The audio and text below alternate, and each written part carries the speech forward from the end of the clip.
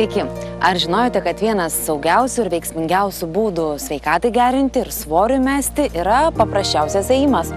Apie viską mums papasakos Lietuvos kūno kultūros akademijos lektorė Simona Pajaugienė. Taigi, kuo tas ėjimas toks geras? Ėjimas geras, nes tai yra natūraliausias įgimtas mūsų judėjimo būdas. Ėjimas tinka visiems, net ir turintiems problemų, nugaros problemų, turinčių didelį antsvorį, vyresnio amžiaus žmonėms, kurie negali užsiiminėti intensyvia veikla. Tačiau ėjimas efektyviausias tik tada, kai einama sparčiai.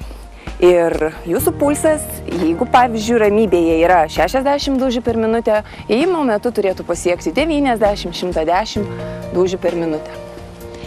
Tai ką būtina žinoti apie ėjimo techniką? Būtina išsitiesti. Kūnas turi būti tiesus, krūtinė pakelta, pečiai atpalaiduoti, būtina naudoti rankas, nelaikyti jų kišenėse einant. Ir energingai mojuoti, atsispirti pėdą, įtempti sėdmenukus ir vaikščioti tokiu, ritmingu, sportišku tempu. Nepamiršti einant kvėpuoti, kvėpavimas turi būti ritmingas. Kvėpuoti užtenka per nosytę, tačiau jeigu mums trūksta oro, mes per nosį įkvepiam, per burną iškvepiam. O kiek turėtų užtrukti tas pasivaikščiojimas? Ėjimo trukmė priklauso nuo tikslų ir nuo laiko galimybių. Iš tikrųjų nėra jokio skirtumo, kiek jūs laiko eisite, tačiau svorio kontroliai, mažinant svorį, rekomenduojama bent 60 minučių kiekvieną savaitės dieną. Iki pasimatymo kitoje laidelėje būtina žinoti. Ate.